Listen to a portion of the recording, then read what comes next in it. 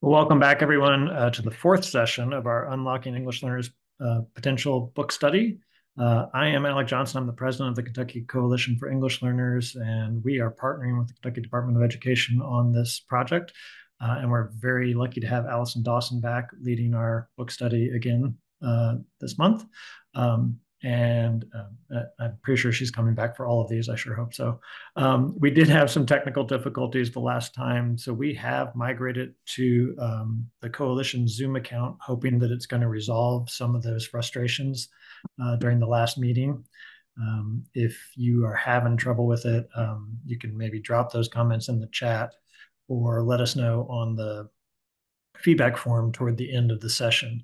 On the topic of the feedback form, when we were doing this on Teams, we were relying on the Teams attendance log to help us know who's here and provide certificates. And we were kind of cross-referencing that with the feedback form. With moving to this Zoom account, the feedback form is going to be the only way that we have to check attendance. So I will drop that in the chat toward the end of our session this evening. Please be sure you fill that out. If you don't fill that out, we won't know you were here, and we won't be able to send you a certificate. So that's my part. I'm going to turn it over to Cayman and Brandy to see if they have anything to add, and then they'll introduce Allison. Yeah, so just one quick note I wanted to make since we are using Zoom this week rather than Teams, it might take just a bit longer for us to edit the video and then have it posted to KDE's YouTube channel. So the follow-up email that I usually send with all of the links and slides and all of that, you might not get that until next week, a little bit later next week. So hopefully not, but maybe I just wanted to give you a heads up on that. And that reminds me, yes, this is being recorded. You see that there on the slide, but just want to make sure that you know you are being recorded. And if you stay in the session, you're consenting to that recording. So take it away, Allison. All right. Like Alex said, welcome back. Thank you for your patience last time. I'm hopeful that we're going to have smooth sailing today. So our new, let me make sure that's going. There we go. Welcome. All right. Again, this is a book study, so hope that you have your book with you. Today, we are going to be discussing chapter 6 on academic vocabulary. And here are our objectives for today.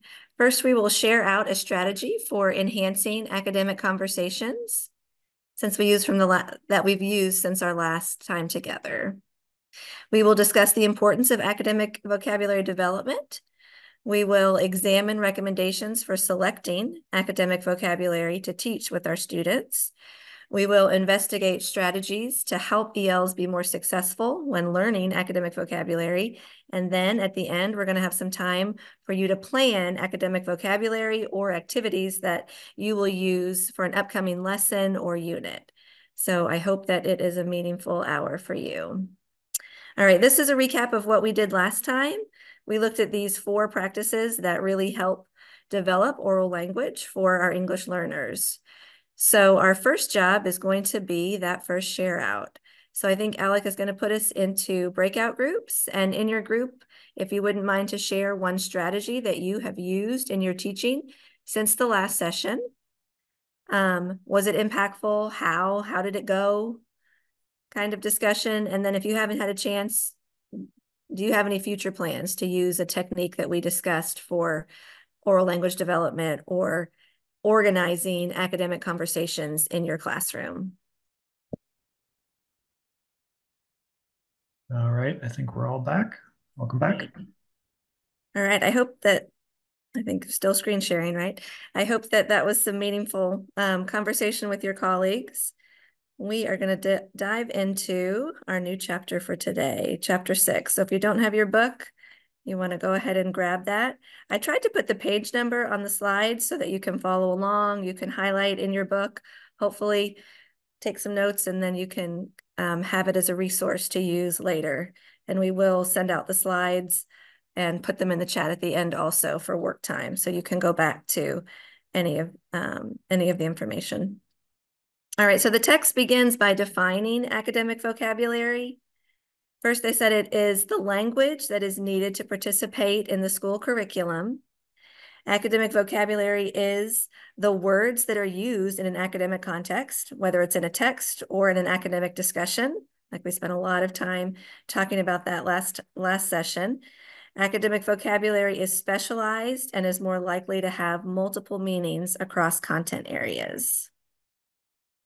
All right, this is probably very familiar for our, if there are any EL teachers with us today, but as students are developing competencies in a new language, there are two distinct set of skills that they are developing. The first, which is that top part of the iceberg, is called BICS, Basic Interpersonal Communication Skills. These are language skills that you might use in social interaction, basic communication. Sometimes it's called the language of the playground or the dinner table, how we communicate our basic needs. This competency usually develops within 1 to 2 years of starting a new language. And then what we're going to spend most of our time talking about today is that huge mass underneath the surface that you can't see. It is called CALP. It stands for Cognitive and Academic Language Proficiency. And this competency usually takes between 5 and 7 years to fully develop. This is the language of school and what we are hoping that we can help our English learners develop. All right, I found this on the Coloring Colorado website that we've talked about quite a bit. It defined academic language as the language that is used in classroom and the workplace, the language of text, the language of assessments, the language of academic success, and the language of power, right? We want all of those things for our students to be successful at school. They need the vocabulary and the language to communicate. All right, so we've said what it is. Now, why is academic vocabulary important? This comes from page 148. Knowledge of academic vocabulary in English is linked to proficiency in reading and writing. So if you know that language, obviously you're going to be better in reading and writing. All students, but ELs in particular, need many and varied opportunities to practice their skills with assistance from the teacher as well as independently. So some of those scaffolds that we talked about a couple sessions ago. And then this last bullet, I really felt like this was important. I'm going to read it, and then if you want to look at it again on your own, I think it's really critical. The strategic teaching of academic vocabulary and the opportunities to use this new vocabulary in varied academic activities will provide ELs the support they need in order to fully understand the meanings of these words and then use them in standard-based tasks. So we're not just developing language so that, oh, we know lots of words, right? We want them to be able to apply this work when they are learning new skills and trying to master all of the standards that are thrown at them every day at school. Okay, so we've talked about what it is. We've talked about why it's important. Page 149 in your book begins explaining some recommendations for developing academic vocabulary. The first recommendation is to teach a set of academic vocabulary words intensively over the course of several days using a variety of instructional activities. So not just one day, but we're going to intensely choose some words and teach them and play with them and do lots of activities with them for a week or two. Use a brief informational text like a magazine article or an excerpt from to introduce the target vocabulary words and to provide a context for instruction.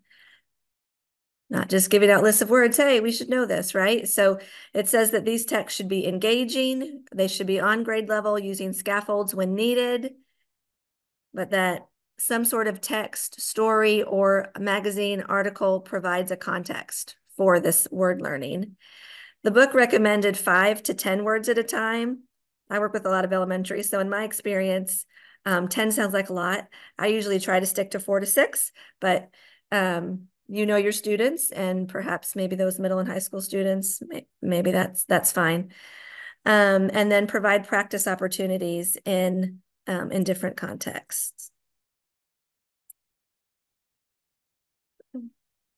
Okay, so now the challenge lies in deciding which words we are going to target, right? So when you're thinking about planning a unit, what words should we pick to focus on? Page 149 had these recommendations that you choose words that are 1, central to understanding the text, 2, words that appear frequently in the text, words that may appear in other content areas, words that have multiple meanings, or words that have affixes, prefixes, and suffixes, right? Because those words will help, the meanings of those prefixes and suffixes will help generate new learning or help students be independent with that. This is probably familiar to you, but there are 3 tiers of academic vocabulary. Tier 1 words go back to that BICS that we talked about at the beginning, words that are usually acquired through everyday speech. They are the easiest to learn, the most concrete actions. There are examples there, things that you can easily demonstrate and are pretty simple or basic. Tier 2 academic vocabulary words are words that appear across disciplines. They may have more than one meaning depending on the context.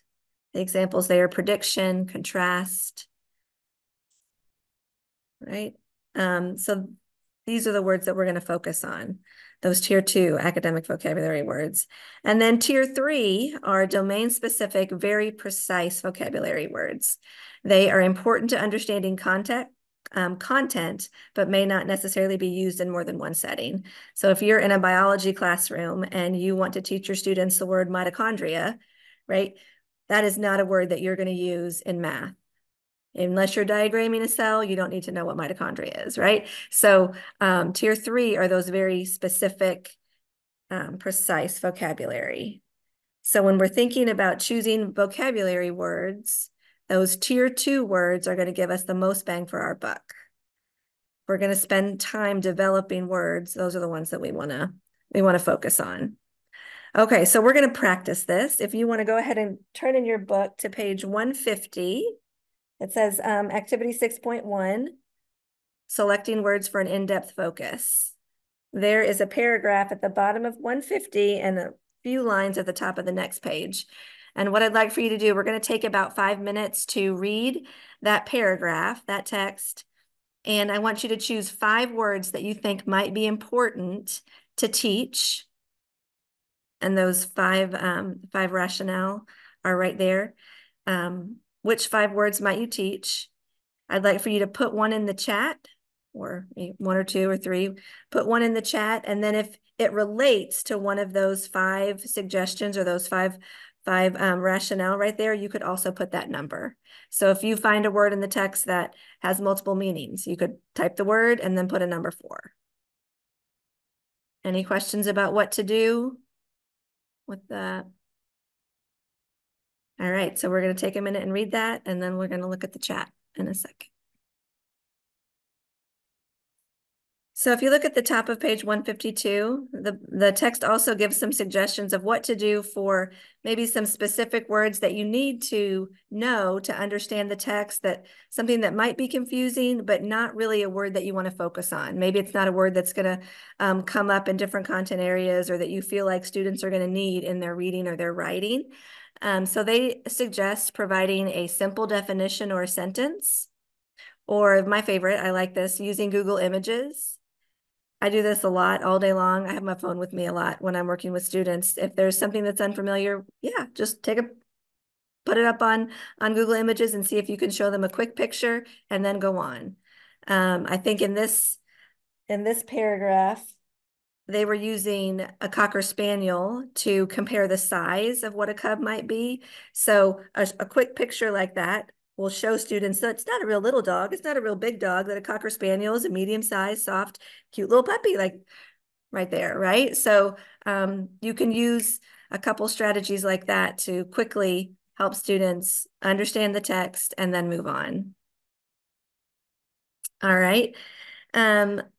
if you want to turn over a page, on page 153 in your text, another strategy that they recommend is using some self-assessments for student vocabulary when you're trying to decide which words to use.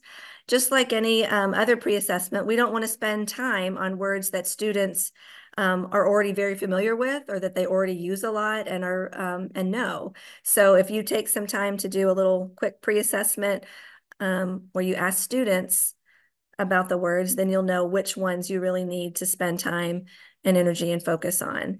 If you look at the top of those columns, this one, the chart that they give has 3 different categories. I don't know this word or term.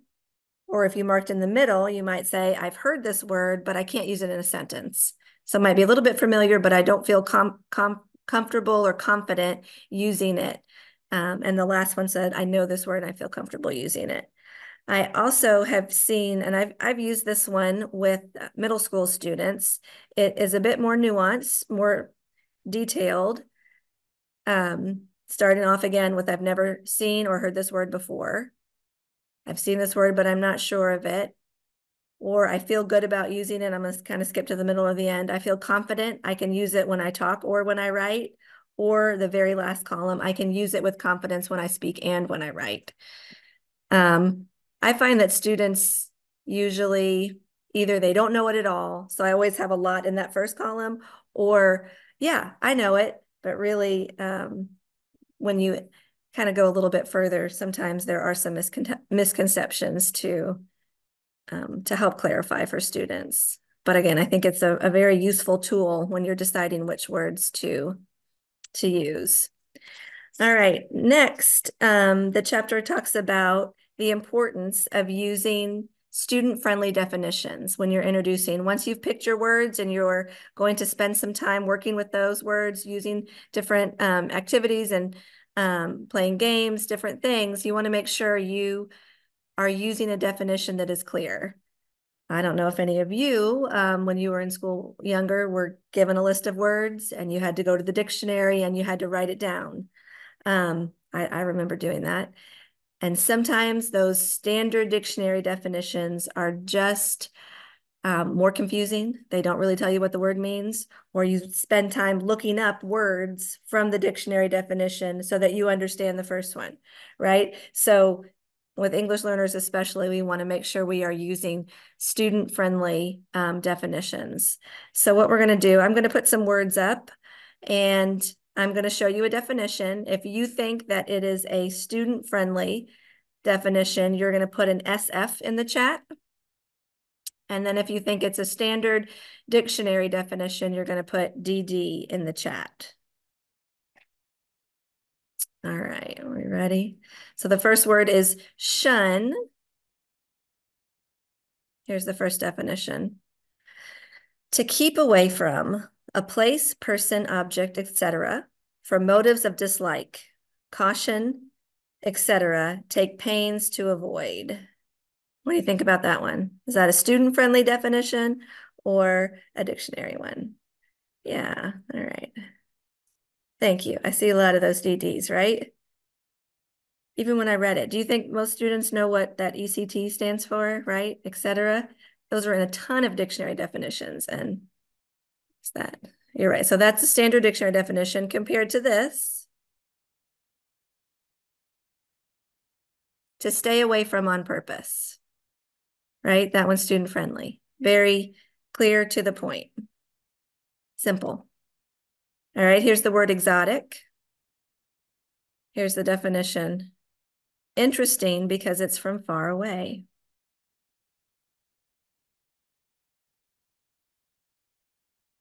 Yep, I mean, y'all are awesome. Definitely student friendly. Compared to this. Of foreign origin or character, not native, introduced from abroad, but not fully naturalized or acclimatized. Wow, right? I think an EL student might have to go look up 5 of those words in order to understand what that word meant. So good job. All right, one more, just to kind of see the difference. To talk about people when they are not around. You think that one is student-friendly or a standard dictionary definition?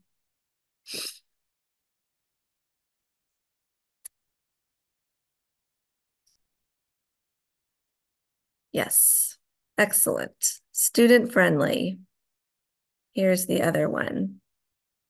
Idle talk or rumor, especially the personal and private affairs of others. So that word affairs might trip up some friends. I just want to make sure we're using student-friendly definitions when we're introducing vocabulary words. All right, the next part of the chapter described some activities that you can use to develop vocabulary. They broke them down into listening and speaking activities and reading and writing activities. So you can see some of those on the screen there. We've talked about a couple of these in our previous sessions. I know we talked about that information gap, and then you may have used these. All right, so we're going to take just a minute, and I'd like for you to look on page 159 to 161. There are some, they explain a lot of those activities that were on the previous slides. So I'd like for you to think about one activity that you would like to try, or maybe one that you already know was really valuable because you've used it with students when you're trying to learn academic vocabulary. So we're going to take maybe 2 or 3 minutes, and then if you wouldn't mind to put them in the chat, put one activity in the chat that you found interesting or that you think you want to try. All right, I'm going to read some of these from the chat because I think those good ideas. Or if anybody wants to unmute and share, that would be great too. Someone said memory. I think this would be a great game for my kindergartners. One card is the word and then match with a picture. They would really like that. I've used memory quite a bit. And even with older students, I still like to have a picture, a definition, and then the word. So you can have them match the word in the picture. You can have them match the definition in the picture or the definition in the word. And they like it. Seems very simple and it's low tech, but I like it. Let's see what else. Information gap. Yeah, when only one person has that information to share, you have to practice using that vocabulary. Under gallery walk, I liked that it advised for students to be required to use a certain number of words from a word bank or their poster. Yeah, making students accountable. Awesome. And setting those expectations. Text-dependent questions. Thank you. That information gap again. It also mentioned using that scaffold of a sentence frame to help students. That was one way we talked about helping students be prepared for those conversations. I love the memory for older kids too. My middle school newcomers love it. Awesome. Thank you for sharing that. I like the vocabulary jigsaw. It's something different from the typical memory and bingo that I use. And there's a lot of fun things you can do online too, like Quizlet or Kahoot. You can do vocabulary words on Kahoot pretty easily. It's fun. We've used pair discussion questions where students can work together to think about and chat about the question. It helps them speak to each other and help one another talk about the content of a given lesson. That's a great idea. Vocabulary bingo or what's my word, making a game out of it is always fun. Yeah. I don't know about your schools, but I feel like there is a bigger focus on vocabulary, not just with English learners, but with all students that I think is great. All right, awesome. Thank you for sharing. Remember during work time later, you can always come back to these activities when you're thinking about what you might want to plan for the future. That's a great place to come back to look. All right.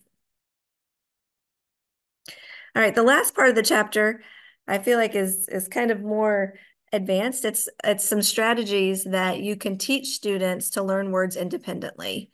So these are not the words that you are perhaps targeting and focusing on within a couple weeks or a couple units, but these are some strategies that you can teach students. So whatever they're reading or writing about, they can continually learn and grow their bank of known words and vocabulary.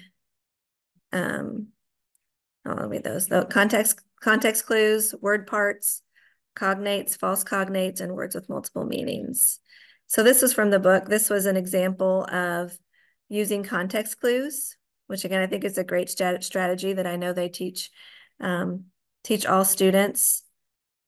Look at that unfamiliar word, read the words around it, look for the clues, and see if you can figure out what that meaning might be.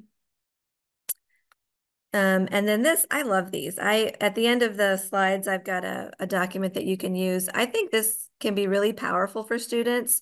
Teaching word parts is what they're calling it. I have it's called a word form chart, where students can see how the same root word could be used as a noun, a verb, an adjective, or an adverb.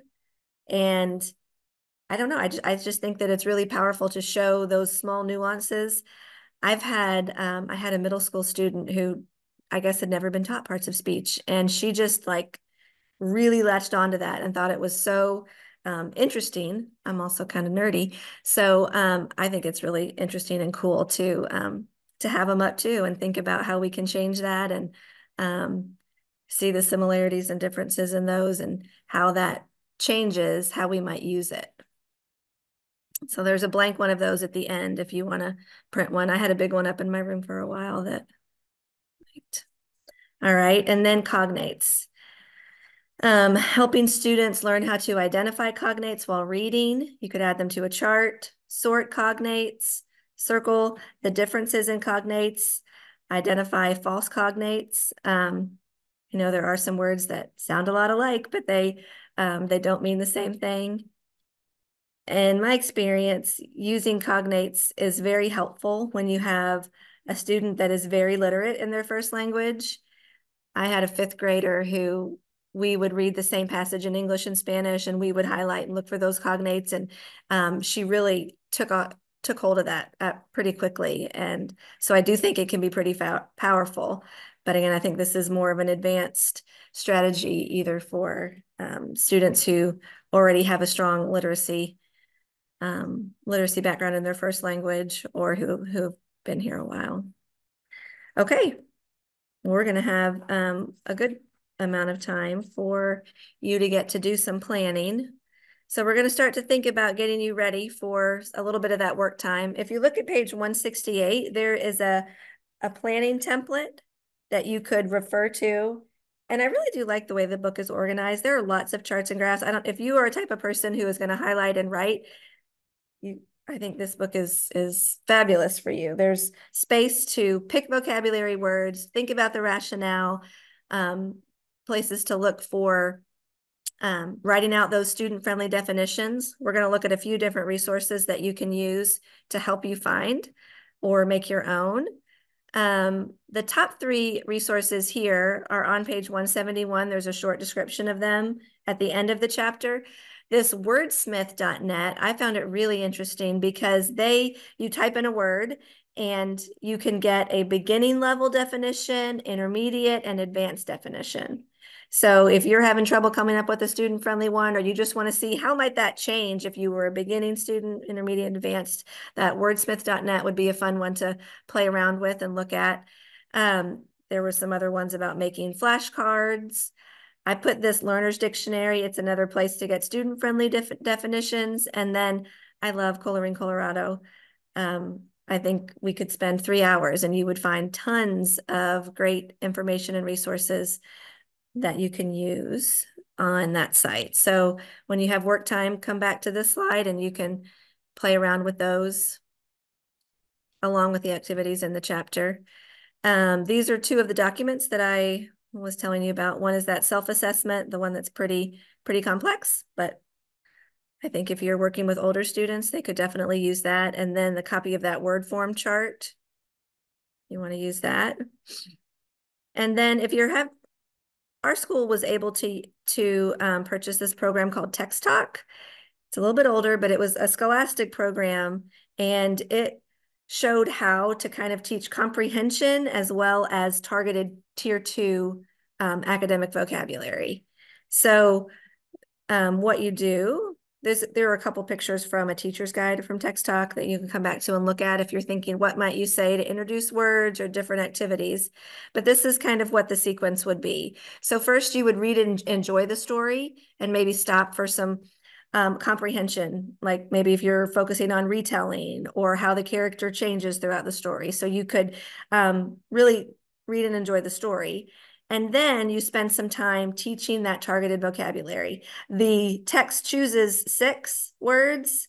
And again, sometimes I will use one of those pre-assessments and see which ones the students need more practice with. And I usually narrow it down to like 4 that we focus on for a couple weeks. Introduce the words using those student-friendly definitions. Another key component was to make sure that you have the students say the word a lot when you're defining it, when you're playing with it, all of the things that you do, get them to say it. And if it's that short, simple definition, have them repeat that definition too. Use examples and non-examples. When you go back here, like this is an example of how you might introduce the word shunned, and it gives you already written out for you some examples and some non-examples. And I would have students do thumbs up or thumbs down, and then they have to say the word. If it did describe that word, they had to say the word. So they're practicing saying it. Thought it was really good. Use a variety of vocabulary games and activities. There were a few examples of how to maybe draw some webs.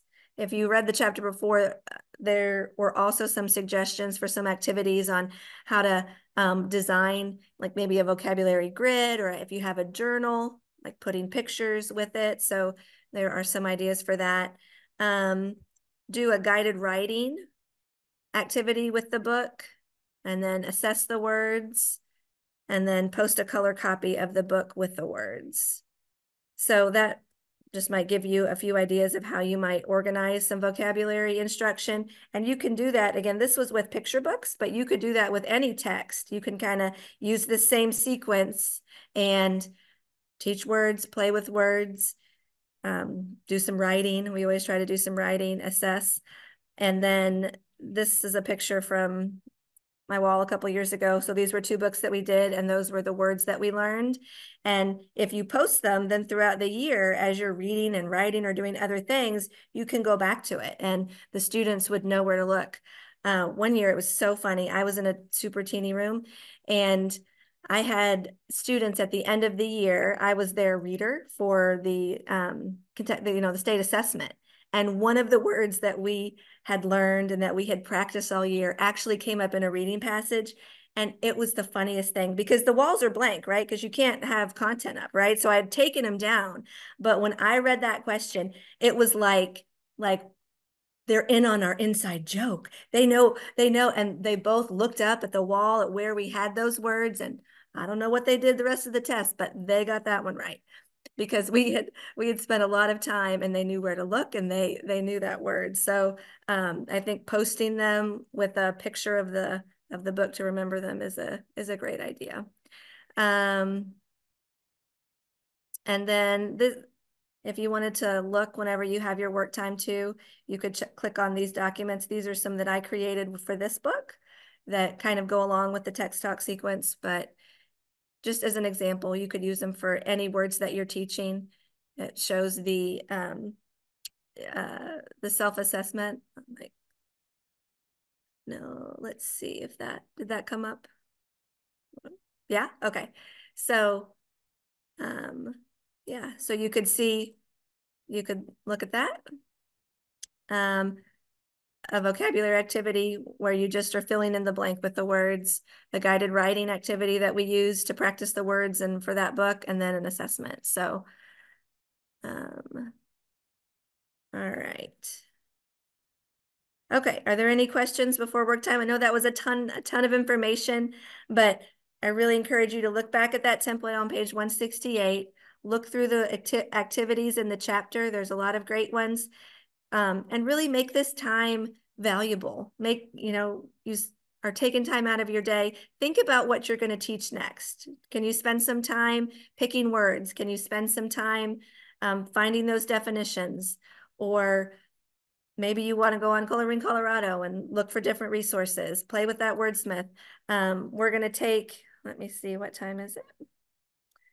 We're gonna have about 15 minutes. So use that time, make it productive for what you need for your students. And Alex is gonna put us in breakout rooms. If you have any other questions or other things that you want to say, please stop me.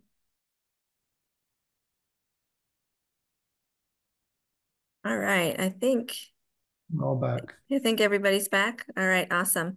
Again, I hope that was some meaningful time for you, that you could think about what you might teach next in terms of vocabulary, and maybe get to talk with some colleagues and get some ideas. So just have a couple closing thoughts, and then, like Alex said, we're going to put the link to the feedback form, and that is going to be used for attendance this time. So it's really important that you take some time to do that. While 4 encounters with the word did not reliably improve reading comprehension, 12 encounters did. I know we talked about the importance of orally repeating words and then doing all of those games and things to really play with the words and help the students understand. And the next one says, the same student placing at the 50th percentile in reading comprehension with no direct instruction placed at the 83rd percentile when provided specific instruction in academic vocabulary. So that's a huge jump. And of course, that's what we want our students to be, right? Good readers and writers. There we go. One of the most critical services a teacher can provide, particularly for students who do not come from academically advantaged backgrounds, is systematic instruction in important academic terms. I'm sure many people are familiar with the work of Marzano and vocabulary. So you're doing a wonderful, wonderful service for your students when you intentionally choose, teach, and share academic vocabulary with them. There were our objectives for the day. I hope that we were able to meet those.